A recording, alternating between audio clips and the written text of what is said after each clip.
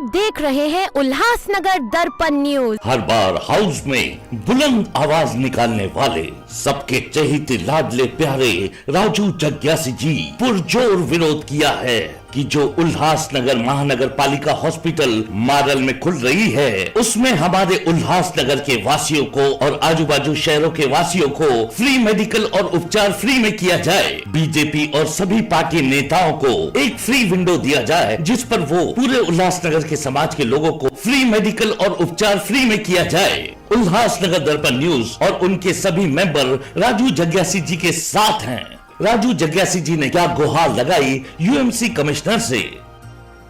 राजू जग्यासी, मेरा mobile number है 9422661681।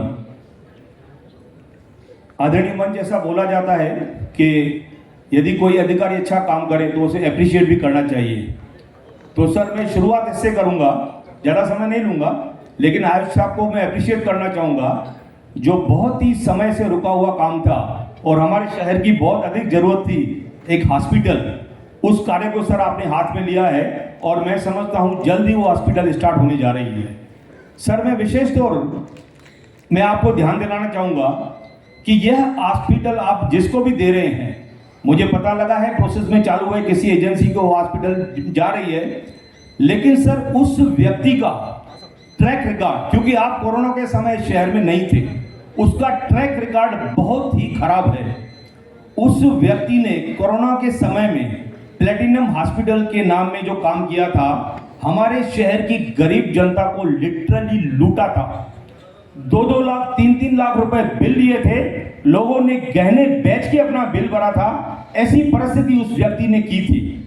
Sir, मैं समझ सकता हूं कि आज हमारी महानगर पालिका की ऐसी पोजीशन नहीं है कि हम हॉस्पिटल खुद चला सकें, हमारी फाइनेंशियल कंडीशन इतनी मजबूत नहीं है।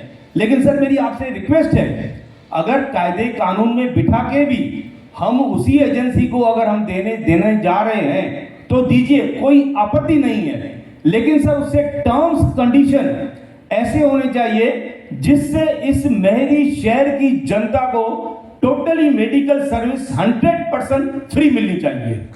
सर, जैसे भी कोई भी हमारे शहर का नागरिक हॉस्पिटल में जाता है तो बिना बिल भरे ही वो वापस आना चाहिए ठीक होके। मैं आपको धन्यवाद चाहूंगा कि आपने टेंडर में ये कंडीशन रखी है कि वहां पे कैशलेस काउंटर होगा, वहां पे कोई काउंटर भी नहीं होगा। और महात्मा ज्योतिबा फुले स्कीम है या प्रधानमंत्री अभय योजना स्कीम्स है, उसमें उसको लिया जाएगा।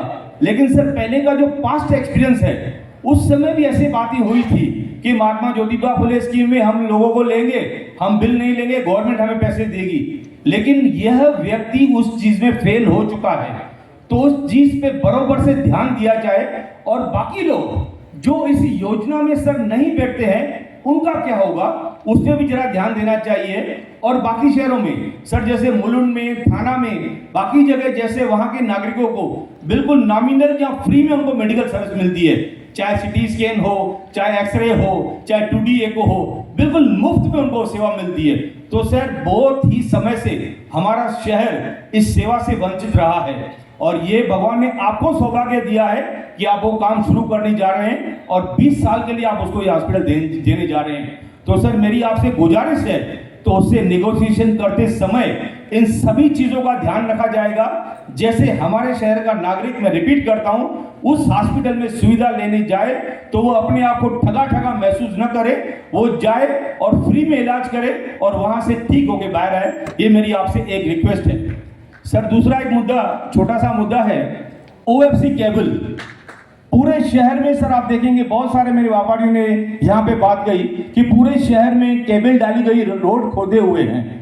हम सर जब भी आपके पास या BW डिपार्टमेंट जाते हैं तो स्वाभाविक है आप हमें बोलते हैं कि हमारे पास बजट नहीं है, हम काम कैसे करें, और वो हकीकत भी है। लेकिन सर, मैं आपको जानकारी के लिए बताना चाहूंगा कि अगले साल में जियो वालों ने, जिन्होंने OFC केबल का काम किया है, अगले पूरे साल में 14 करोड़ रुपया महानगर पालिका को दे चुके हैं। आप रिकॉर्ड चेक कर सकते हैं। मुझे अचरज लगता है सर, एक साल, अगले साल में 14 करोड़ आ चुके हैं और आज तक हम वो 1 रुपए का काम नहीं कर पाए हैं। ये बहुत अजीब बात है। हम यहाँ के बेड पे चिल्लाते हैं, सर रोड में खड्डे हैं, एक्सीडेंट होते हैं, लोग गिरते हैं, लोग मरते हैं, 14 करोड़ रुपए ऑलरेडी हम उनसे कलेक्शन कर चुके हैं सर।